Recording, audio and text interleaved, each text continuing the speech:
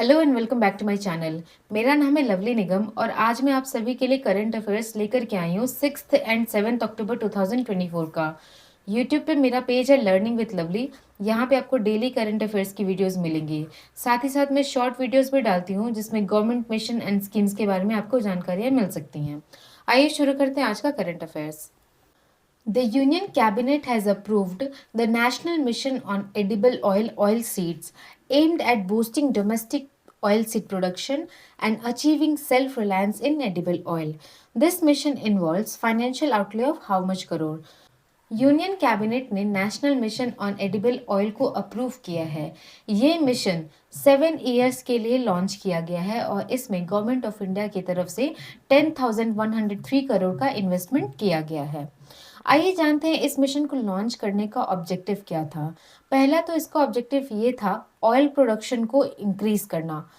Oil production जैसे mustard oil हो गया, सोयाबीन ऑयल, सनफ्लावर ऑयल, बादाम का तेल हो गया, इसकी प्रोडक्शन को इंक्रीज करना। दूसरा इसका ऑब्जेक्टिव था to make India self reliant in edible oil. And इसका third and most important objective ये था कि इंडिया का जो फॉरेन कंट्रीज के ऊपर ऑयल प्रोडक्शन को लेकर के या एडिबल ऑयल को लेकर के डिपेंडेंसी था उसको कम कर दिया जाए, to reduce dependency on import of oils. इस मिशन के तहत 2022-23 में जहां 39 मिलियन टन ऑयल प्रोड्यूस किया जा रहा था उसको इंक्रीज करके 69.7 मिलियन टन तक किया जाएगा 2030-31 तक। वहीं डोमेस्टिक ऑयल प्रोडक्शन को 25.45 मिलियन टन तक बढ़ाया जाएगा। इसके अलावा गवर्नमेंट ऑफ इंडिया ने साथी पोर्टल, जो कि एक ऑनलाइन पोर्टल है, उसको लॉन्च किया है। साथी stands for seeds authentications, traceability and holistic inventory. This portal will help to ensure timely availability of oil seeds. Okay, next. Recently, Negro River was in news. Is a tributary of which river? Negro river किस river का tributary river है? तो सबसे पहले तो ये जानते हैं कि ये रिवर न्यूज में क्यों था। ये रिवर न्यूज में इसलिए था क्योंकि अभी तक 122 साल में सबसे कम बारिश वहां पे देखी गई है, सबसे कम रेनफॉल देखा गया है, जो कि 12.66 मीटर तक है, जिसके कारण वहां पे सूखे की स्थिति बनी हुई है। नेग्रो रिवर 2250 किलोमीटर लॉन्ग है और ये रिवर अपने डार्क ब्लैक कलर वाटर के लिए फेमस है। Negro river is the tributary river of Amazon. Amazon river is 6400 kilometre long and volume के पॉइंट ऑफ व्यू से Amazon river is the largest river in south America. Next, 77th session of World Health Organization Southeast Asia region has been held, where health ministers come together to talk about major health issues. From India, who has been elected as chairperson for this event? World Health Organization Southeast Asia region का session 77th session organise हुआ था और इसमें 11 countries ने participate किया था and this is one of the largest region in the world.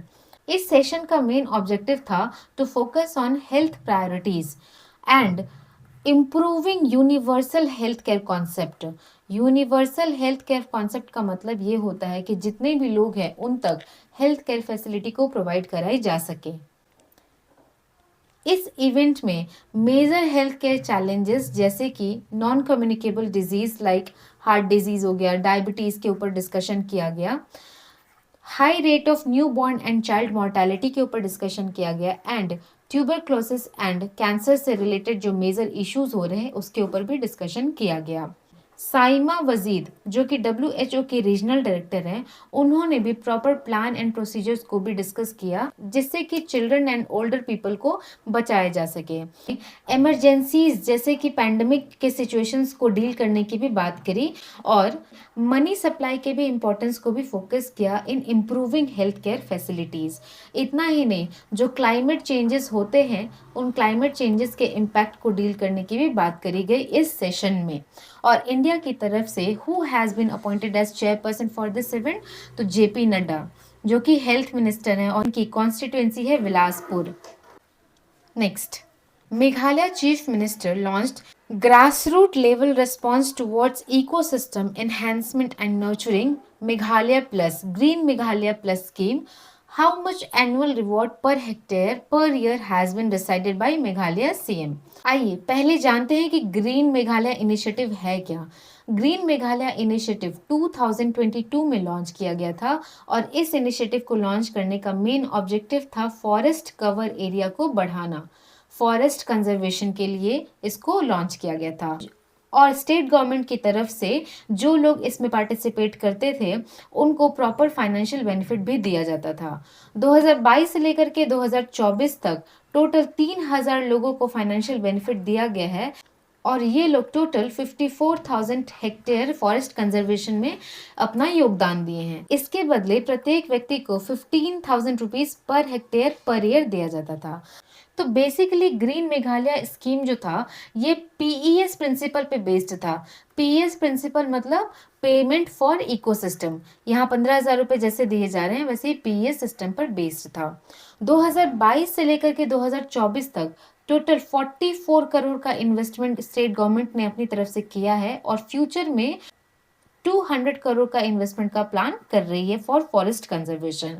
अभी मेघालय के सीएम कोनार्ड के सांगमा ने ग्रीन प्लस इनिशिएटिव को लॉन्च किया। ग्रीन प्लस इनिशिएटिव के तहत जो पहले 15,000 रुपए पर हेक्टेयर दिए जाते थे वो बढ़ा करके 20,000 पर हेक्टेयर पर ईयर दिए जाएंगे। पहले जैसा रूल था कि जिसके पास 2 हेक्टेयर लैंड है वही फॉरेस्ट कंजर्वेशन में अपनी हेल्प कर सकते हैं, उसको हटा करके 1 हेक्टेयर तक किया गया है।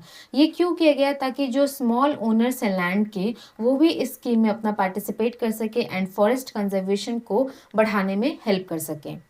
Now the question is how much annual reward per hectare per year has been decided by Meghalaya government? तो वो है 20,000 रुपीज डिसाइड किया गया है। Siumensis siangensis, a new species of potter wasp discovered by entomologists from Ashoka Trust for Research in Ecology and the Environment in which state? तो recently potter wasp का एक नया species Siumensis siangensis has been discovered in Arunachal Pradesh. ये अरुणाचल प्रदेश में discover हुआ है, अरुणाचल प्रदेश की Siang valley में, सियांग वैली में। और ये जो स्पीसीज है ये टोटल 30.2 मिलीमीटर लंबा है। Apart from that in Nagaland a new species of catfish Exostoma sentiohene has been discovered. Okay, Arunachal Pradesh का कैपिटल है ईटानगर और इसके सीएम हैं प्रेमा खांडू। अरुणाचल प्रदेश में 15 नेशनल हाईवे प्रोजेक्ट को भी इनॉग्रेट किया गया है जो कि 423 किलोमीटर के लिए होगा। इसके साथ साथ 13 मेजर डैम भी कंस्ट्रक्ट किए जाएंगे अरुणाचल प्रदेश में, जिससे 12,723 मेगावाट की इलेक्ट्रिसिटी जनरेट की जा सकती है। Next, The Life Insurance Corporation of India has significantly boosted its stake in Bank of Maharashtra from 4% to 7.10% through QIP. QIP stands for Qualified Institutional Placement. आइए समझते हैं QIP क्या है। QIP के through company can raise capital by selling its share to larger investor. Larger investor को अपने shares को बेच करके कंपनी कैपिटल रेज कर सकती है।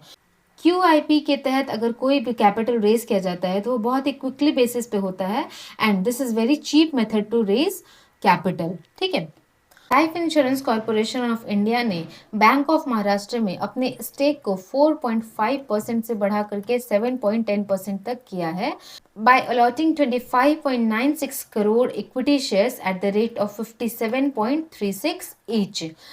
इतना ही नहीं, नवंबर 2021 से सितंबर 2024 तक एलआईसी ने बहुत से ऐसी कंपनीज में ऐसे ट्रांजैक्शंस किए हैं और अपने शेयर्स को कट डाउन भी किया है, साथ ही साथ इन्वेस्टमेंट भी किया है। जैसे कि ऑरबिंदो फार्मा में अपने होल्डिंग्स को कट डाउन किया है बाय 3% एंड महानगर गैस में अपनी होल्डिंग्स को कट डाउन किया बाय 2%। और एलआईसी ने आईआरसीटीसी में अपने स्टेक को बढ़ाया है बाय 2%। रिसेंट न्यूज तो यही है कि बैंक ऑफ महाराष्ट्र में भी उसने अपने स्टेक को बढ़ाया है बाय 2 to 3%। एलआईसी 1956 में फाउंड हुआ था, इसका हेडक्वार्टर मुंबई में है और ये insurance regulatory and development authority के थ्रू रेगुलेट होता है। Next, celebrating the rich cultural heritage of Banjara community, the Banjara Virasat Nagar Museum was recently inaugurated by Prime Minister Narendra Modi. तो बंजारा कम्युनिटी के culture को celebrate करने के लिए prime minister Narendra Modi ने एक म्यूजियम को लॉन्च किया है, बंजारा विरासत म्यूजियम महाराष्ट्र में। महाराष्ट्र के पोहरा देवी जो कि वाशिम डिस्ट्रिक्ट में है, उसमें ये म्यूजियम इनॉग्रेट हुआ है। ये म्यूजियम टोटल 4 मंजिला बना है और इसमें टोटल 13 गैलरीज हैं। These 13 gallery will represent Banjara's history and their tradition. इस म्यूजियम की हेल्प से बंजारा कम्युनिटी के आर्ट, उनके वे ऑफ लाइफ और उनके जो कल्चर है उनके ऊपर फोकस किया गया है। बंजारा कम्युनिटी के 2 इम्पोर्टेंट स्पिरिचुअल लीडर्स भी थे, संत सेवालाल महाराज जी एंड राम राव बापू महाराज। तो इन दोनों स्पिरिचुअल लीडर्स के लिए पोहरा देवी भी एक होम की तरह था, इसलिए ये म्यूजियम को वहां पर इनॉग्रेट किया गया है। इस म्यूजियम को इनॉग्रेट करके टूरिज्म को भी बढ़ावा दिया जाएगा। तो प्राइम मिनिस्टर नरेंद्र मोदी ने agriculture and animal husbandry initiative को भी लॉन्च किया है, जिसमें टोटल 23,300 करोड़ का इन्वेस्टमेंट किया जाएगा। Prime Minister Narendra Modi has sanctioned a 2028.57 crore productivity linked bonus for railway employees based on their impressive performance in 2023 to 2024. What is the maximum amount an eligible employee will get as a bonus?